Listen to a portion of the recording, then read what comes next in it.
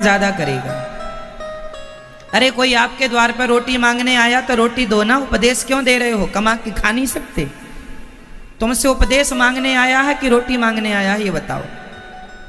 आपके द्वार पे कोई आया है तो रोटी मांगने आया है या उपदेश मांगने? बोलो।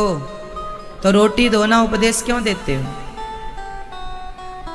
कमा के खा नहीं सकता, आपकी बात सही है, कमा के खाना चाहिए, परंतु कोई आपसे पैसा मांगे, जैसे आजकल के भिखारी भी एडवांस हैं, आप 10 रुपए दो तो वो बोलते हैं 20 रुपए चाहिए। ऐसे लोगों को आप मत दो, चलता है। पर जो यथार्थ में साधु हैं, जो केवल भिक्षा मांगकर अपना गुजारा करके भजन करते हैं, कहीं उन दुष्टों के चक्कर में ये सच्चे साधु ना पिस जाएं,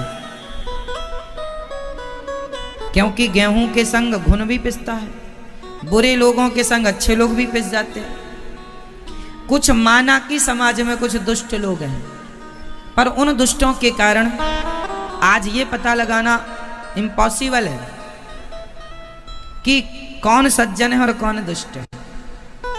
इसलिए गृहस्थ धर्म ये कहता है कि आपके दरवाजे में कोई आया है, उसे पैसा मत दो, पर कम से कम उसे रोटी तो दो, उसे भोजन तो दो। अरे पका हुआ भोजन ना दो तो कच्चा भोजन आप उसे दे सकते हैं, जरा सा चावल, जरा सा आटा, जो आपकी श्रद्धा है, उससे आपको दोष नहीं लगेगा, पुण्य में। और आपके घर से कोई सच्चा साधु चला गया, आपने उसका अपमान, क्यों रे कमा के खा नहीं सकता, इतना बड़ा शरीर लिए घूमता है, तो उपदेश लेने तो वो आया ही नहीं था, रोटी लेने आया था। आप देते, आपके पास नहीं था तो आप कह देते कि हमारे यहाँ नहीं है। सुदामा के घर में एक भिखारी आया तो सुशीला माँ बाहर आई, सुशीला माँ एक गिलास पानी लेकर आई। हे ब्राह्मण देवता, हम गरीब हैं, हमारे घर 3 दिन से चूल्हा नहीं जला, आप हमारे घर भिक्षा मांगने आए हैं, तो हम 3 दिन से पानी पीकर जी रहे हैं, तो जो है वही आपके लिए ये पानी पी लीजिए, हमारे पास अन्न का दाना नहीं है। यदि नहीं है तो आप ये कहो कि नहीं, पर है तो देना धर्म, ठीक है? पैसा मत दीजिए, आपकी श्रद्धा है 1 रुपए देने की, 1 रुपए दो, 5 रुपए देने की। कोई मांगे नहीं हमें 100 रुपए चाहिए, तो आप उसे बोल सकते हैं चलो आप जाओ, हमारी जो श्रद्धा, क्योंकि भिक्षा श्रद्धा से दी जाती है और श्रद्धा से ली जाती है। भिक्षा जो मांगता हो कि हमें इतना नहीं इतना चाहिए, फिर वो व्यापारी हो गया, वो भिक्षुक नहीं है। उसको आप फिर अपने ढंग से बातचीत कर सकते हैं कि तू कमा, जब तुझे 100 रुपये चाहिए तो निठल्ला क्यों घूमता, कमा अपना, आप उसके लिए बोल सकते हैं। पर जो संतोषी है, जो आपके मुट्ठी भर चावल से भी संतुष्ट हो जाता है, ये उच्च कोटि के साधक होते हैं, जो किसी रूप में आकर, भगवान ही शायद इस रूप में आकर हमारे अन्न को ग्रहण करते हैं। क्योंकि आप ये बात याद रखिएगा कि सुदामा भी 5 घर भिक्षा मांगते थे, सुखदेव भगवान भी 5 घर भिक्षा मांगते थे, क्योंकि कुछ साधु होते हैं जो भिक्षा लेकर अपना गुजारा करते हैं, भजन करते हैं। तो आपके घर में सच्चे साधु आ गए, कोई सही व्यक्ति, भगवान ना जाने किस रूप में नारायण मिल जाए, तो थोड़ा आपको यह ध्यान रखना है कि कौन सही है कौन गलत है, इसकी परख आपको करनी होगी। और परख मैंने बता दी, जो संतोष हो जाए, संतोष कर ले, वो सच्चा है, और जो संतोष ना करे वो झूठा है। जो 10 रुपए देने के बाद भी कहे कि हमें 20 रुपए और दो, वो झूठा है। और जो 10 रुपए देकर भी खुश होकर कहे आपने बहुत दे दिया, बहुत संतोषी है, वो सच्चा है। तो कलयुग में एक ही पांव बचा है धर्म का, केवल दान। इसलिए आपको जो बने दान पुण्य करते रहना चाहिए। इसलिए राजा परीक्षित ने देखा, वो गाय और बछड़े बात कर रहे थे, गाय थी पृथ्वी और बैल थे धर्म, आपस में बात कर रहे थे। अब किसे दोष दिया जाए इस हाल का, बताओ। आज धर्म के 3 पांव टूट गए हैं, हम किसे दोषी करार दे दें? काल ही कर्म ही ईश्वर ही मिथ्या दोष लगाए, भगवान को क्या दोष लगाएं? एक बात बताऊं मेरी माँ, जब किसी के जीवन में कोई संकट आता है ना, तो वह दोष भगवान को लगाता है। हे भगवान, तुम्हारे कारण हम बड़े परेशान हो गए, आपने हमें इतना दुख दिया, हे भगवान आपने ये दिया वो दिया। सच्ची बात यह है, कोऊ ना काहू को सुख दुख कर दाता, निज कृत कर्म भोग सब भ्राता। कोई किसी को सुख नहीं देता, कोई किसी को दुख नहीं देता। आप मुझे ये बताओ कि आपके जीवन में जो दुख आया या आता है, उस दुख का जिम्मेदार कौन है? आपके जीवन में आए हुए दुख का जिम्मेदार कौन है? जोर से बताओ, जोर से बोलो मेरी माँ। आपके जीवन में आया हुआ, आपके जीवन में आए हुए दुख का जिम्मेदार कौन है? मैया, हाथ हिलाने से फुर्सत मिल जाए तो बता दो। आपके जीवन में आए हुए दुख का जिम्मेदार कौन? जोर से। आपके जीवन में आए हुए दुख का जिम्मेदार कौन? जोर से। हम स्वयं, हम स्वयं। और हमारे जीवन में आया हुआ सुख, उस सुख के जिम्मेदार कौन है? है ना? वो सुख के जिम्मेदार भी भगवत कृपा से आप ही हैं। आपके अच्छे कर्म ही आपको सुख देते हैं और आपके बुरे कर्म ही आपको, को ना काहू को सुख दुख कर दाता, निज कृत कर्म भोग सब भ्राता। इसलिए काल ही कर्म ही ईश्वर ही मिथ्या दोष लगाएं। ना काल ना कर्म, किसी को हम क्या दोष दें? जो हमने किया था वो हम पा रहे हैं, जो कल किया था वो आज पा रहे हैं, जो आज कर रहे हैं वो कल पाएंगे। अभी हमारे देश में धान की फसल कटने लग गई है। हमारे देश में क्या कट रहा है? धान मीन्स चावल। धान की फसल कट रही है हमारे देश में। जहां जहां धान, हमारे भारत में लगभग सारे राज्यों में धान होती है, प्रॉपर होती है, कहीं ज़्यादा कहीं कम। अभी धान के कटने का समय है। एक किसान चावल खा रहा था, दाल चावल दाल चावल दाल चावल दाल। किसी ने कहा रोटी भी तो खा। बोले भैया अभी चावल की फसल आई है, अभी चावल चावल खाएंगे। अब गेहूं बो दी है, जब गेहूं कटेगी तो फिर रोटी खाएंगे। जो कल बोया था वो आज खा रहे हैं, जो आज बोए हैं वो। धान कब बोई गई थी? शुरुआत में, आषाढ़ में। अब कटने का समय आ गया। क्यों जी? सही है। धान बोई गई थी लगभग आषाढ़ में, अब कटने का समय। जो कल बोया था वो आज काट रहे हैं। और अब इसके बाद अब गेहूं भी बोना चालू हो गई खेतों में किसानों के यहाँ। क्यों जी? गेहूं की बुवाई भी चालू हो गई। कार्तिक चल रहा, मतलब गेहूं की बुवाई, दीपावली निकल गई, मतलब गेहूं बुवाई चालू हो गई है। तो जो कल बोया था वो आज काट रहे हैं, और जो आज बो रहे हैं वो, जोर से बोलो मेरी माँ। मैया जी देखो, आप ये मैया जो बैठी हैं, आप लोगों के आगे कितनी जगह है? अभी 2-3 लोग बैठ जाएंगे, पीछे लोग खड़े हैं, लेकिन आप लोग थोड़ा खिसक जाते, खिसक के बैठते तो लोगों को जगह मिल जाती। आप लोगों के आगे देखो कितनी जगह खाली है। कुछ लोग पीछे खड़े हैं, उनको भी जगह मिल जाए यदि आप लोग कृपा करें तो, है ना? भैया देखो आपके आगे कितनी जगह है ना? ये आप लोगों की जिम्मेदारी है कि लोगों को जगह मिले बैठने की। आपको मैया, ओ मेरी माँ, आपके आगे भी जगह है ना? थोड़ा खिसक लो आगे की तरफ मेरी माँ। हाँ, रचा है सृष्टि को जिस प्रभु ने, वही ये सृष्टि चला रहे हैं। जो पेड़ हमने लगाया पहले, उसी का फल हम अब पा रहे हैं। रचा है सृष्टि को जिस प्रभु ने, वही ये सृष्टि चला रहे। जो कल बोया था वो आज, जो आज बोएंगे वो, जो पेड़ हमने लगाया पहले,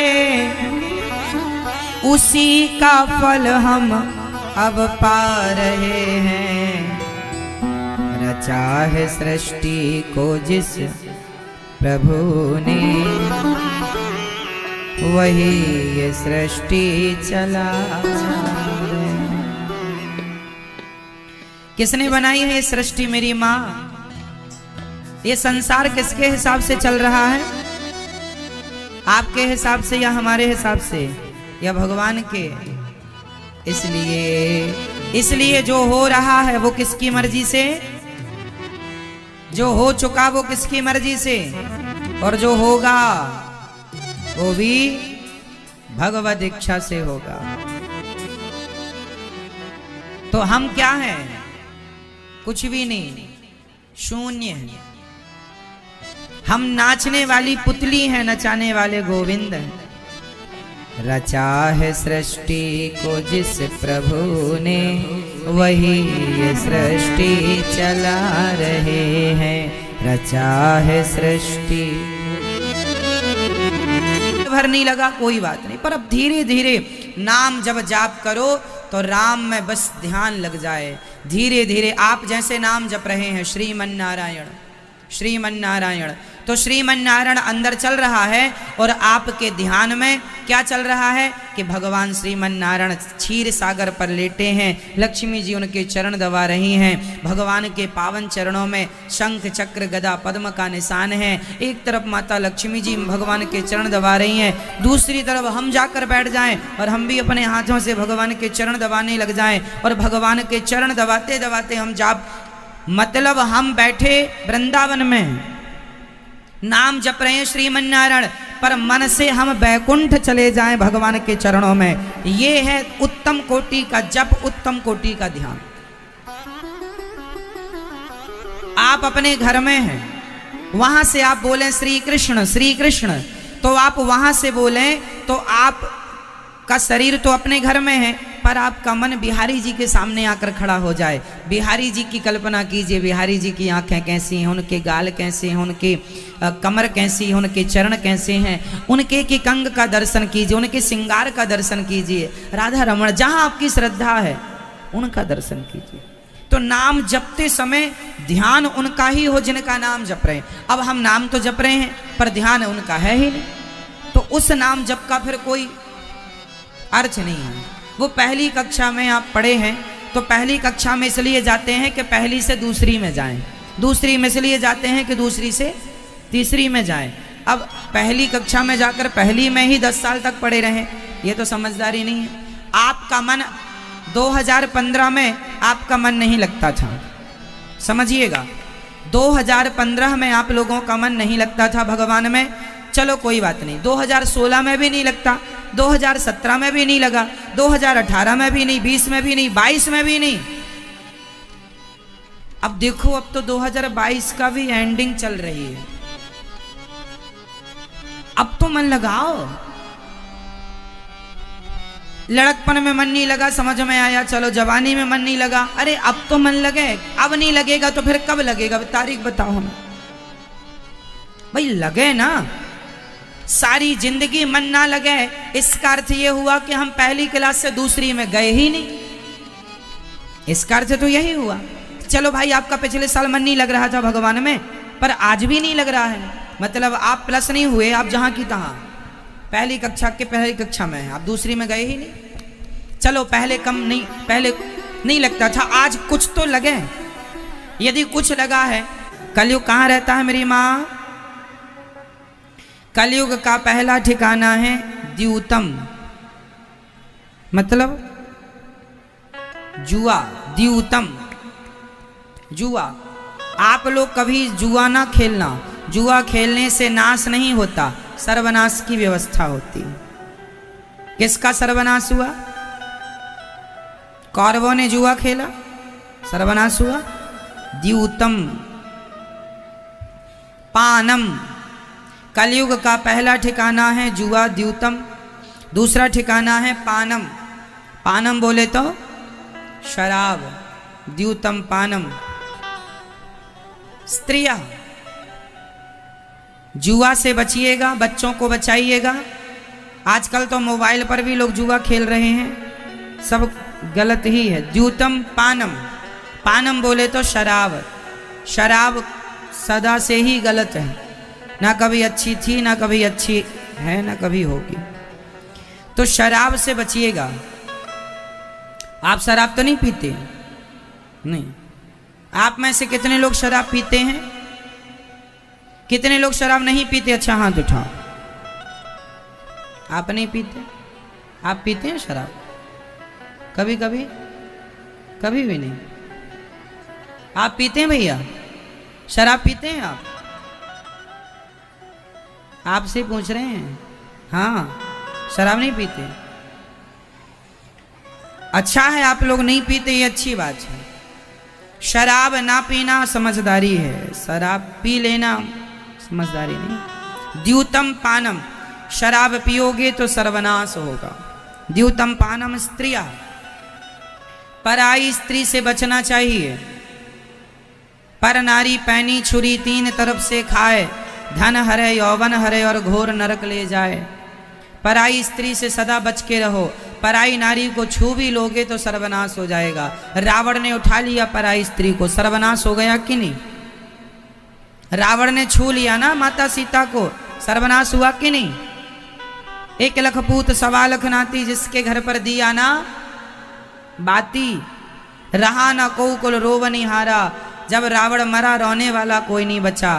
क्यों? क्यों नहीं बचा मेरी माँ? क्यों नहीं बचा?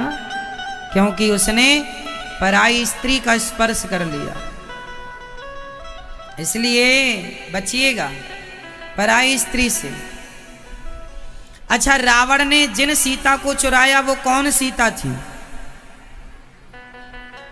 आप में से कितने लोग इसका उत्तर दे सकते हैं? रावण ने जिन माता सीता को चुराया, क्या वह राम की पत्नी थी? उत्तर दो। नहीं। रावण ने जिन सीता मां को चुराया था वह राम जी की पत्नी नहीं, वह राम जी ने एक लीला की थी। असली सीता को अग्नि में वास दे दिया था और वो माता सीता की परछाई थी, अर्थात वेदवती। वेदवती नाम की एक महिला, एक स्त्री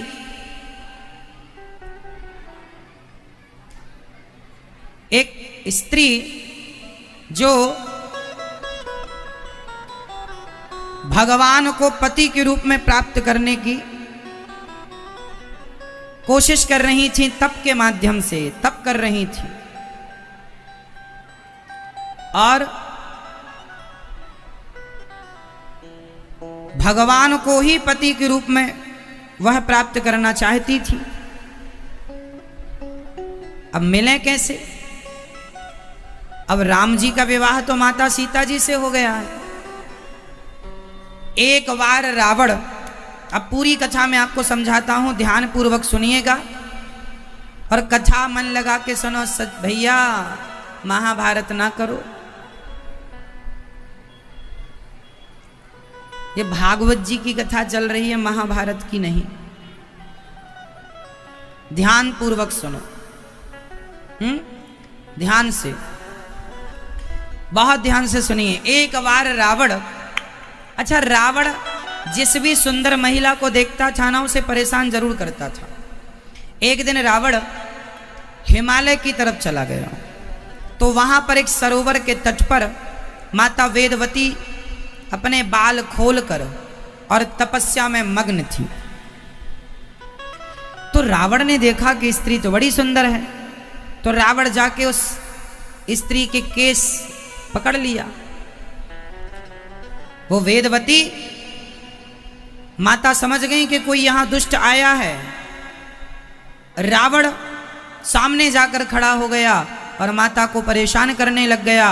तब माता वेदवती ने शाप दे दिया। शाप दिया, रावण तूने मुझे तपस्या से, मेरी तपस्या को तूने भंग किया है, जा मैं तुझे शाप देती हूं, आज के बाद तूने किसी स्त्री को उसकी मर्जी के बिना यदि तूने उसे टच किया तेरा विनाश हो जाएगा। रावण चरणों में गिर पड़ा, हे मां क्षमा कर दो, मैं अपराधी हूं, मैं समझ नहीं पाया आप कौन हैं। तब मां वेदवती ने कहा, फिर मैं तुझे, यदि जिस स्त्री को तू उसकी मर्जी के बिना यदि तू उसको हरण करेगा या उसकी तरफ देखेगा, यदि वह तुझ पर करुणा की दृष्टि एक बार डाल देगी तो तू अमर हो जाएगा। वही वेदवती, उस वेदवती मां ने कहा कि तूने मेरी तपस्या भंग की है, तेरे विनाश का कारण मैं ही बनूंगी। वह माता वेदवती जब राम जी जंगल गए, चित्रकूट से पंचवटी गए, तो वहां राम जी ने माता सीता से कहा कि आप कुछ दिन के लिए अग्नि में वास कीजिए, मैं अपनी कुछ लीलाएं कर लूं। तो असली सीता अग्नि में प्रवेश करा दी राम जी ने, और जो वेदवती थी वह अग्नि से उन्होंने प्रकट करा ली। जो माता सीता की परछाई कह दो या वेदवती माता कह दो, तो रावण जिन सीता को चुराया वह वेदवती थी और ले गया। इसलिए रावण कहता है, एक बार बिलोक मम ओरा, एक बार हमारी तरफ देख लीजिए, क्योंकि एक बार कृपा की दृष्टि पड़ जाएगी तो रावण अमर भी हो जाएगा। इसलिए कहा गया कि एक बार हमारी ओर देख लीजिए, इसलिए कहा गया है कि एक बार हमारी तरफ देख लीजिए। तो रावण ने जिन माता सीता को चुराया वह सीता को त्याग सकते हैं? अरे भगवान राम और सीता ऐसे हैं, गिरा अर्थ जल बीच गिरा अर्थ जल बीच सम, कहियत भिन्न न भिन्न। ये भिन्न है ही नहीं। जैसे मिश्री को मिठास से अलग नहीं किया जा सकता, ऐसे सीता को राम से अलग नहीं किया जा सकता। बंदऊ सीता राम पर, गिरा अर्थ जल बीच सम, कहियत भिन्न न भिन्न। क्या बताएं मेरी मां, राम जी ने माता सीता को त्यागा नहीं, निकाला नहीं। लोगों ने उंगली उठाई तो माता सीता बोली ठीक है हम संत जी के यहाँ रह लेंगे, तो वाल्मीकि जी के आश्रम में चली गई। लक्ष्मण जी छोड़ के आ गए। वो लीला करना है। राम जी सीता माँ के, जब रावण सीता माँ को ले गया तो राम जी रो रहे हैं, हे सीता हे खग मृग हे मधुकर श्रेणी तुम देखी सीता मृग नैनी। राम जी रो रहे हैं। तो ये जो राम जी रो रहे थे, तो क्या ये राम जी के आंसू सच्चे थे कि झूठे थे? बताओ, राम जी के आंसू सच्चे थे कि झूठे थे? जोर से जोर से जोर से झूठे थे। क्यों? क्योंकि वो लीला कर रहे थे। उन्हें सब पता था रावण कहाँ है, सीता कहाँ है, कौन ले गया। लीला ही करनी थी उन्हें। वो भगवान है, सर्वांतर्यामी है, वो भगवान है।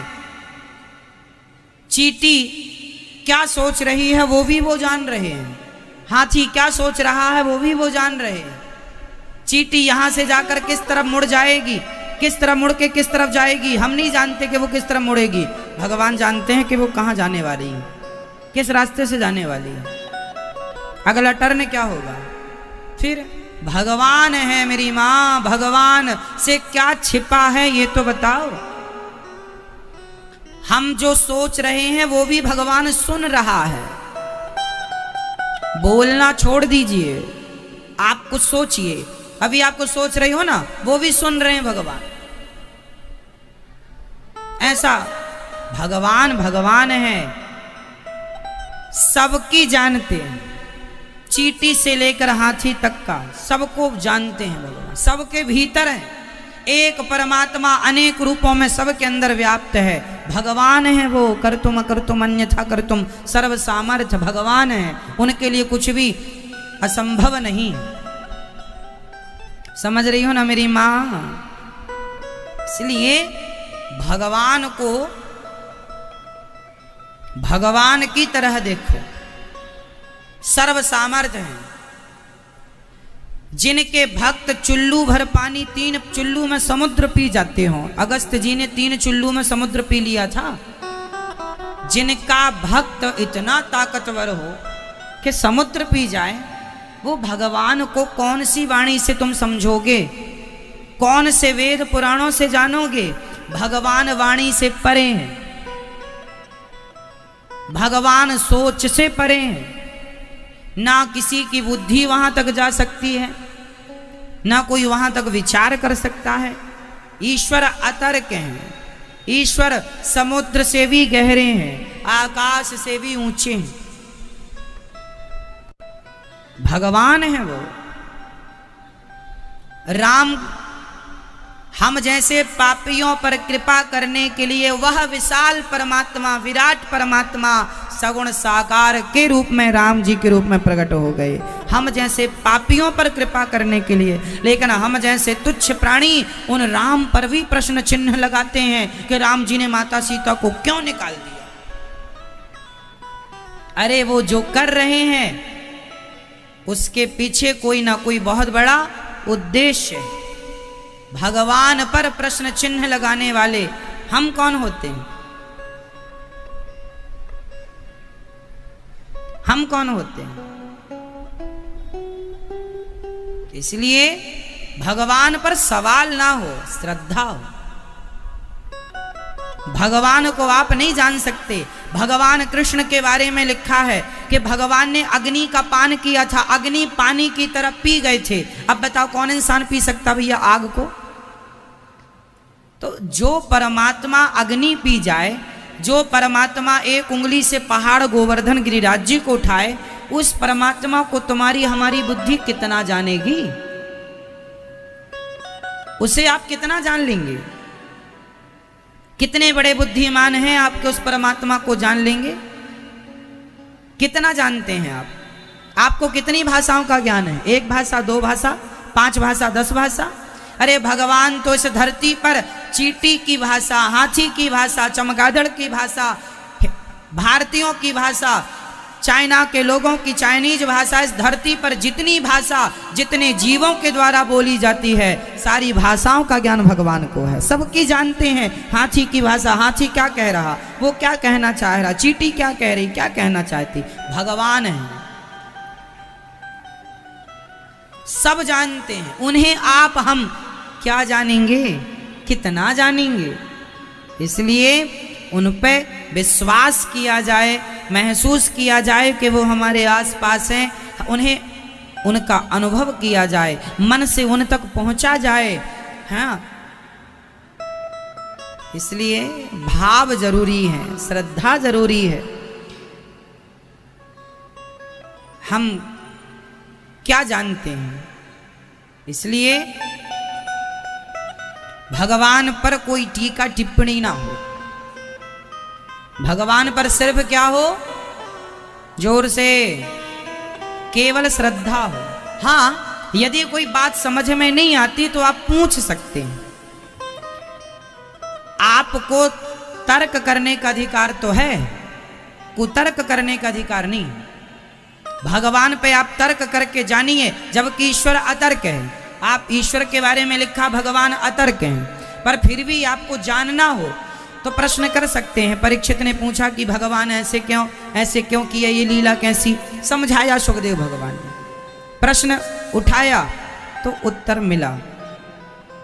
कोई योग्य गुरु जी के सामने यदि कोई बात आपकी समझ में नहीं आती भगवान को लेकर, तो आप किसी योग्य गुरु के पास जाकर भगवान के संदर्भ में, भगवान के जो बात समझ में ना आए, पूछ लो कि ये बात ऐसी क्यों है, हमें ये समझ में नहीं आ। गुरुजन समझाएंगे, क्योंकि कुछ बातें हैं जो बिना समझाए समझ में नहीं आती। तो समझ लो, तर्क ना।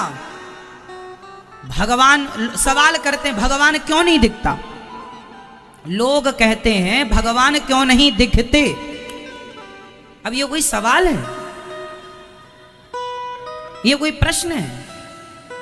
भगवान क्यों नहीं दिखते? अरे भाई, हवा भी तो नहीं दिखती, बैक्टीरिया भी तो नहीं दिखता। कोरोना वायरस फैला था, किसने देखा कोरोना? कैसा दिखता है कोरोना? कैसी है कोरोना की शक्ल? बताओ जरा हमें। कोरोना कैसा था मैया? गोरा था, काला था, लंबा था, ठिगना था, कैसा था? किसी ने नहीं देखा। बैक्टीरिया है, दिख नहीं सकता पर है। हवा दिख नहीं सकती पर है। जब हवा पर कोई प्रश्न चिन्ह नहीं है, कोरोना पर कोई प्रश्न चिन्ह नहीं लगाया, नहीं जी हमने कोरोना को नहीं देखा, हम नहीं मानेंगे कि कोरोना है। हमने मलेरिया को नहीं देखा, हम नहीं मानेंगे कि मलेरिया है। ये कोई बात हुई? ये मूर्खता है। अरे मानना पड़ेगा, है कोरोना भी होता है, मलेरिया भी होता है, टाइफाइड भी होता है, ये बैक्टीरिया होते हैं एक प्रकार के। तुमने भले नहीं देखा पर मानना पड़ेगा। जब बिना देखे बैक्टीरियाओं को मान सकते हो तो भगवान पर सवाल क्यों भैया?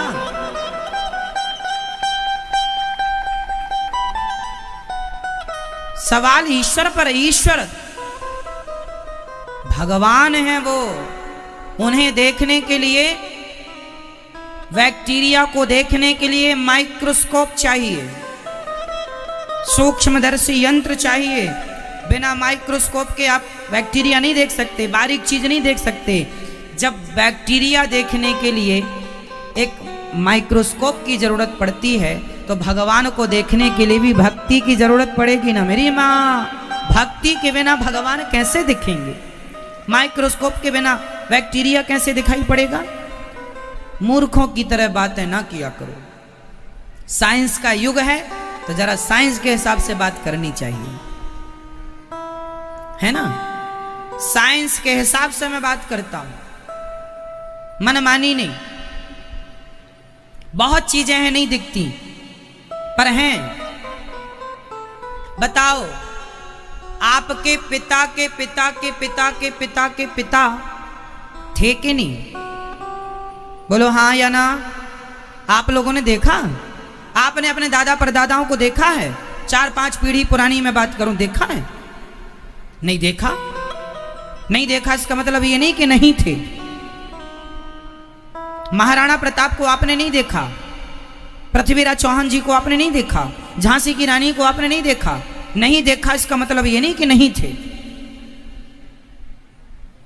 महात्मा गांधी को भी हमने नहीं देखा, तुमने भी नहीं देखा। नहीं देखा इसका मतलब ये नहीं था कि नहीं थे। मंगल पांडे को भी मैंने नहीं देखा, इसका मतलब ये नहीं कि नहीं थे। बहुत सारी चीजें आपने भी नहीं देखी, हमने भी नहीं देखी, पर हैं, थी। भगवान को भी आप अनुभव कर सकते हैं। भाई इतिहास पढ़ेंगे तो आपको इतिहास के पन्नों में पृथ्वीराज मिलेंगे, झांसी की रानी मिलेंगी, महात्मा गांधी मिल जाएंगे, मंगल पांडे मिल जाएंगे, भगत सिंह मिल जाएंगे। ये सब कहाँ मिलेंगे? इतिहास में मिलेंगे। कहाँ मिलेंगे? जोर से। ये सब इतिहास में मिलेंगे। आप सोचें इन आंखों से सामने देखने को मिल जाए? नहीं, इतिहास में मिलेंगे। जैसे इतिहास के पन्ने पढ़ने पर आपको पृथ्वीराज भी मिलेंगे और नाना प्रकार के महापुरुष मिल जाएंगे, उसी प्रकार जब वेद पुराणों को पढ़ेंगे तो भगवान भी आपको प्राप्त हो जाएंगे। भक्ति करेंगे तो ईश्वर भी मिलेंगे। अनुभव होगा, आप देख पाएंगे। खड़ा करके दिखाओ भगवान को। उसके लिए वो भी कर सकता हूं मैं आपके लिए, लेकिन उसके लिए आपको त्याग तपस्या चाहिए, भक्ति चाहिए। मीरा जैसी भक्ति हो तो द्वारिकाधीश सामने भी आए, द्रौपदी जैसी भक्ति हो तो साड़ी भी बढ़ाएं, नरसी जैसी भक्ति हो तो मायरा भी भरने भगवान आते हैं, और सखुबाई जैसी भक्ति हो तो भगवान बंधन भी स्वीकार करते हैं, भक्त का बंधन। और धन्ना जाट जैसी भक्ति हो तो ठाकुर जी धन्ना जाट की गैया भी चराते हैं। धन्ना जाट की गैया चराए हैं भगवान। धन्ना जाट की क्या चराए हैं? वो गैया चराने जाया करता था, जाट का बेटा था, बड़ी भक्ति थी उसके अंदर, बड़ा प्रेम करता था भगवान से। और जाता था तो भगवान जी से कह देता था आज मैं थक गया हूं, थोड़ा विश्राम करूंगा, आप देखना गैया यहां वहां ना चली जाए। भगवान आते उसके प्रेम में बिक गए ठाकुर जी, और वो गैया चराते भगवान। भक्तमाल में लिखा है। तो भगवान तो बंध जाते हैं, ताही अहिर की छोहरियां, छछियां भरी छाछ पे नाच नचावे। जिस परमात्मा को जो ब्रह्मा भी जिनके सामने थर थर कांपते हैं, वो भगवान जिनके सामने ब्रह्मा भी कांपते हैं, वो भगवान गोपियों के सामने नाच रहे हैं। वो प्रेम के बंधन को स्वीकार करते हैं। यदि गोपियों की तरह प्रेम कर सको तो तुम्हारे लिए नाचेंगे।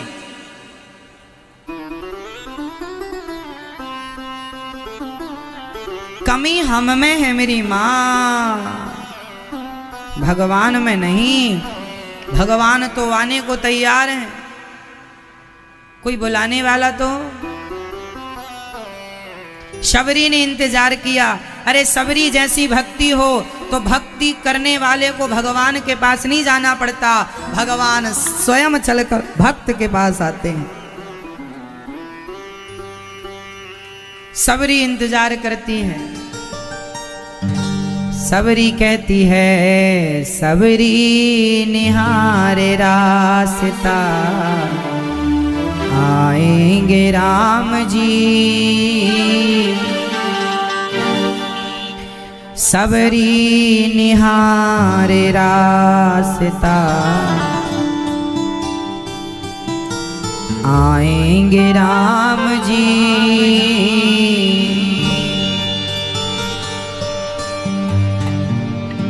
मेरा धन्य जीवन बनाएंगे राम जी। शबरी निहारे रास्ता, आएंगे राम जी। मेरा भी जीवन धन्य बनाएंगे राम जी। मेरा धन्य जीवन बनाएंगे राम जी।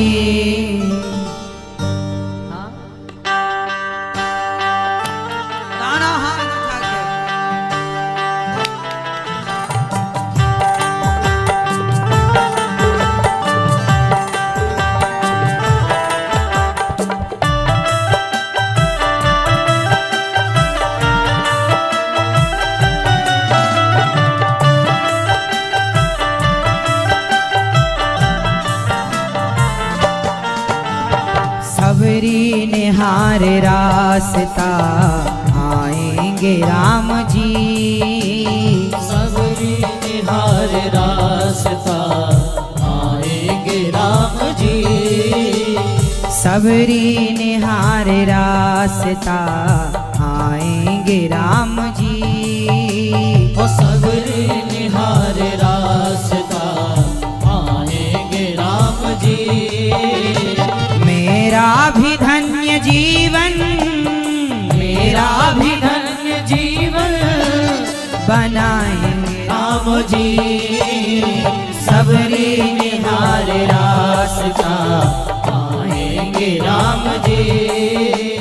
शबरी निहारे रास्ता, आएंगे राम जी।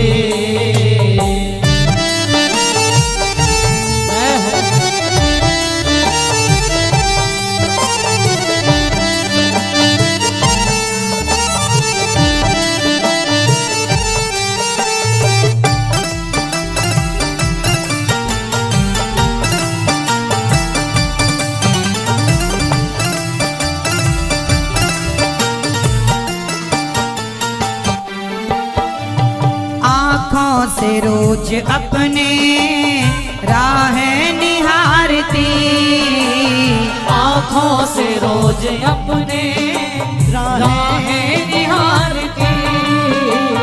कांटा न लगे कोई भी कोमल है राम जी। कांटा न लगे कोई कोमल है राम जी। कांटा न लगे पाँव में कोमल है राम जी। मेरा भी धन्य जीवन बनाएंगे राम जी। मेरा भी धन्य जीवन बनाएंगे राम जी। आँखें तरस रही हैं, आएंगे राम जी। आँखें तरस रही हैं, आएंगे राम जी। जय हो।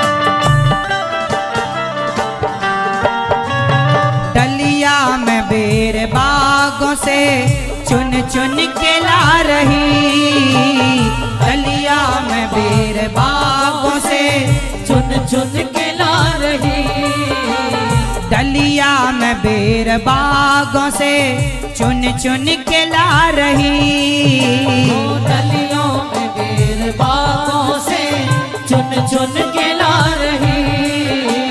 खट्टे हो या मीठे हो खाएंगे राम जी, खट्टे हो या मीठे हो खाएंगे राम जी। वो ही पतवार है जान को अनाथ हमको जान कर, गोविंद सुन रहे हो, जान कर अनाथ हमको पार ये लगाएंगे, जान कर अनाथ हमको पार ये लगाएंगे। बोल बोल बोल कागा राम कब आएंगे, बोल बोल बोल कागा राम कब आएंगे।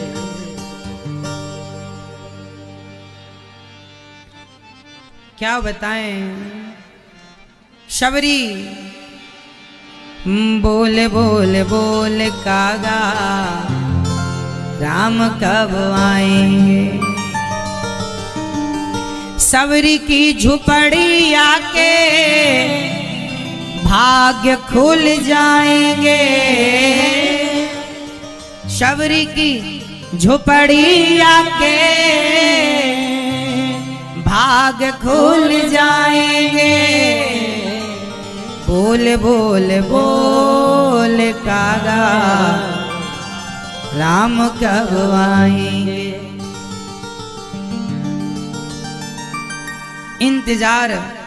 इंतजार करना सीखना हो तो माता सबरी से सीख लीजिएगा। भक्ति और भाव का मजा लीजिए, भक्ति और भाव का मजा लीजिए, थोड़ा इंतजार का मजा लीजिए, थोड़ा इंतजार का मजा लीजिए। शबरी की तरह कोई प्रेम से पुकारे तो आते हैं ना भगवान। इसलिए राजा परीक्षित ने कलयुग को रहने के 4 कमरे बनवाए। द्यूतम पानम स्त्रिय सोना, जुआ नहीं, शराब नहीं, चरित्रहीनता नहीं। और एक संत का अपमान करते हैं परीक्षित, श्राप लग जाता है। सुखदेव भगवान से पूछते हैं जैसे 7 दिन में मरना है क्या करना चाहिए। सुखदेव भगवान कहते हैं भगवान का चिंतन करना चाहिए, भगवान का चिंतन करो। तस्मात् भारत सर्वात्मा भगवान ईश्वरो हरि, श्रोतव्यः कीर्तितव्यश्च स्मर्तव्यश्चेच्छता भयम्। स्मरण करो भगवान का, चिंतन करो। जितासनो जितश्वासो जित संगो जितेंद्रियः, मन को कंट्रोल करने के लिए आसन प्राणायाम करो। सत्याम क्षितौ किम कसिपोह प्रयासै, बाहु स्वसिद्धि युपवर्हणै किम। ज्यादा हाय हाय संग्रह में ना उलझो। चीराणी किम पति न संति दुसंति, भिक्षाम नैवांग्रिपाह परभ्रता सरितोप्य सुस्यन। जब फटे चीथड़े मिल जाते हैं, गुफाएं रहने को मिल जाती हैं, तो ज्यादा संग्रह नहीं, जमी पर लेट जाते हैं, सिराने हाथ रखते हैं। हम तो अपना तकिया बिस्तर हमेशा साथ रख। भगवान देखो, मनु जी और शत्रुपा का जन्म हुआ, उसके पहले विदुर जी का दिव्य ज्ञान धृतराष्ट्र को देना, भगवान का शांति दूत बनकर जाना, विदुरानी के घर जाकर छिलकों का भोग लगाना। फिर विदुर जी ने जब समाचार सुना कि कृष्ण परमधाम चले गए, तो मैत्रेय जी के पास उद्धव जी के कहने से गए। प्रश्न किया भगवान सृष्टि क्यों करते हैं। फिर उत्पत्ति का वर्णन सुनाया ब्रह्मा जी के द्वारा। भगवान नारायण की नाभि से कमल निकला, कमल में ब्रह्मा जी ने उस नलिका में जो कमल की नाल होती है ना, उसमें ब्रह्मा जी घुसते गए कि कहाँ से मैं निकला हूँ, मैं कौन हूँ, अपना पता लगाने सालों साल घूमते रहे, पता ना लगा पाए। जिस परमात्मा की नाभि से निकला हुआ कमल, उसकी नलिका का पता ब्रह्मा ना लगा पाए, उस परमात्मा को हम और आप कितना जानेंगे? उसको आप और हम कितना जान लेंगे? कितनी बुद्धि है हमारी। ब्रह्मा ना जान पाए, मुह्यन्ते यत् सूरया, जिसे ब्रह्मा ना जान पाए उन्हें आप और हम कितना जानेंगे? इसलिए भगवान को नमस्कार कीजिए, ध्यान कीजिए, चिंतन कीजिए गोविंद का, है ना। ब्रह्मा ना जान पाए जिन्हें, उन्हें हम कितना जानेंगे। वो तो भगवत कृपा जब होई तो सोई जाने जेहि देहु जनाई। जिस पर कृपा करेंगे, जनाना चाहेंगे तो कुछ जान लोगे आप।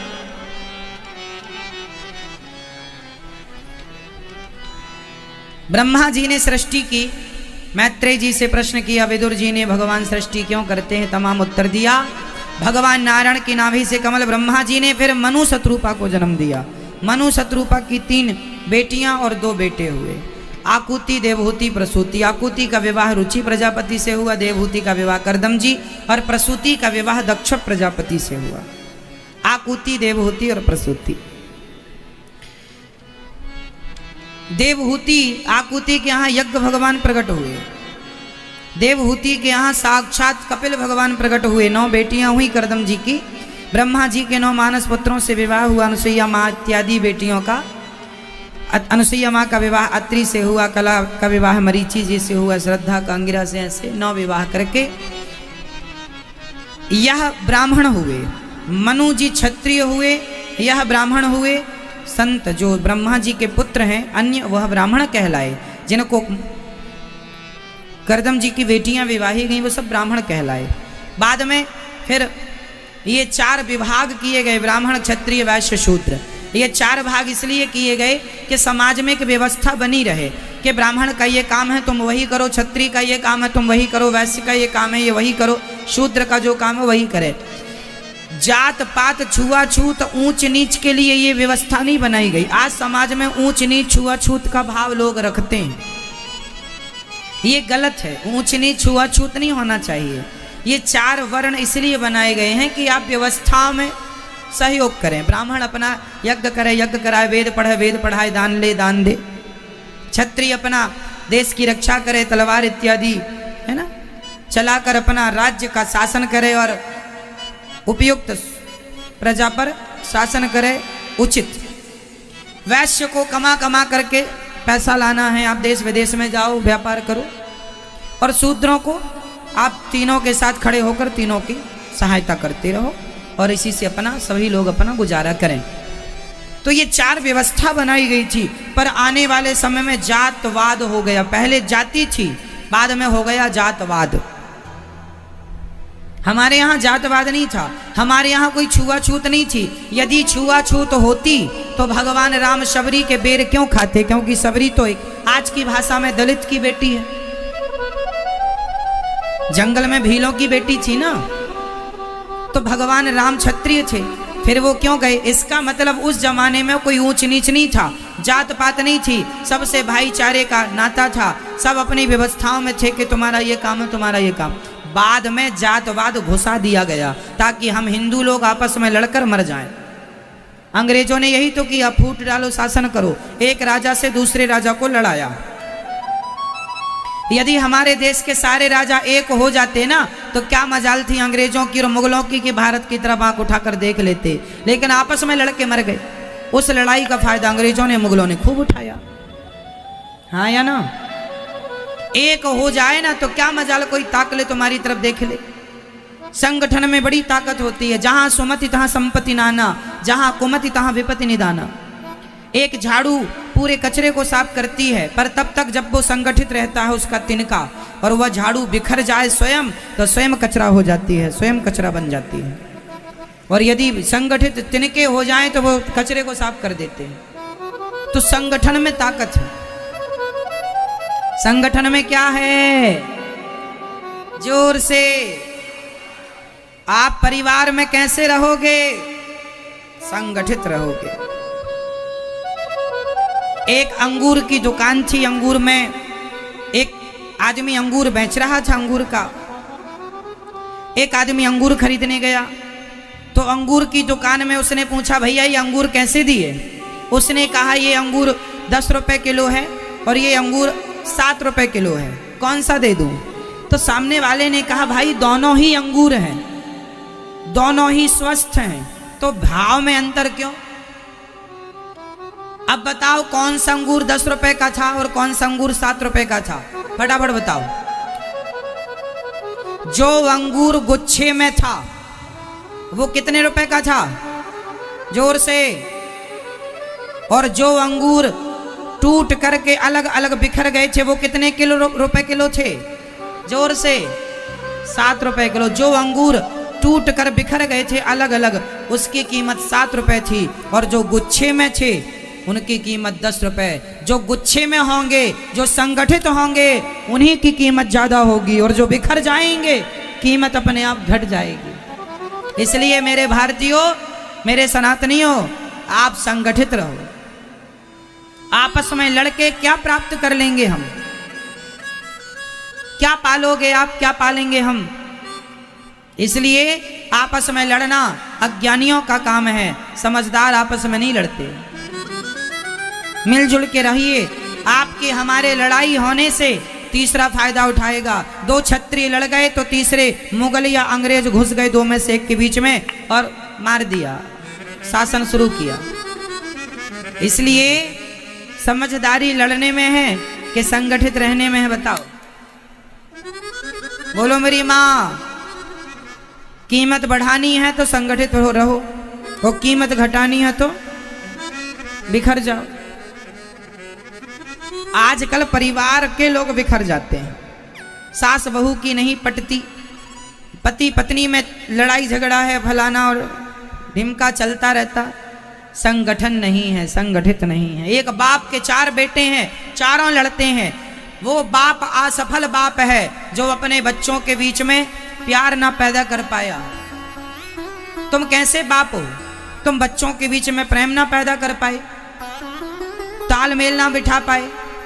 अरे चूल्हा अलग हो जाना, रोटियां अलग हो जाना ये ठीक है, पर अलग होकर भी एक रहना ये समझदारी है। अलग होना रोटी चूल्हा से ठीक है, पर मन से तो एक रहो।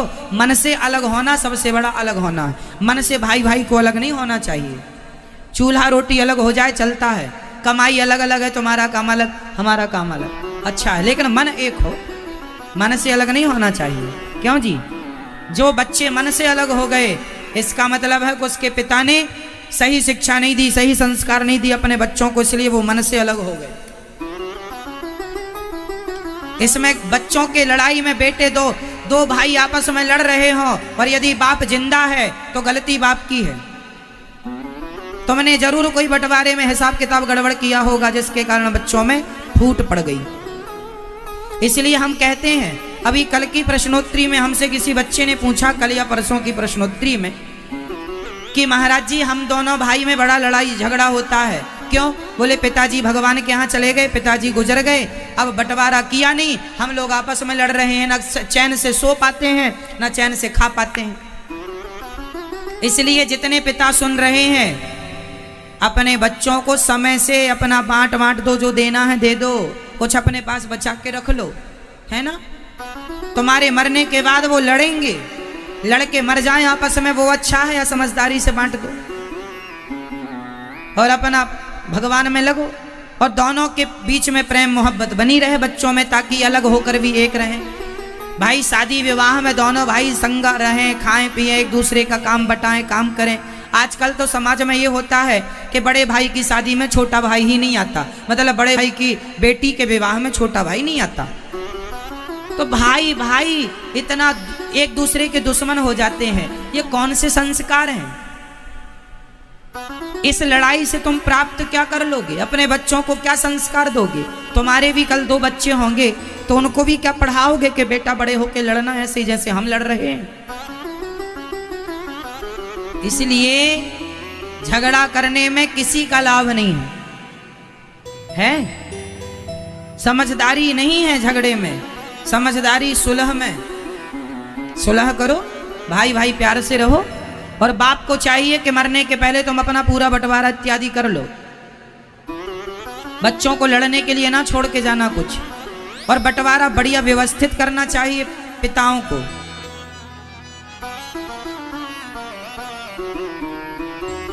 उचित बंटवारा करना चाहिए,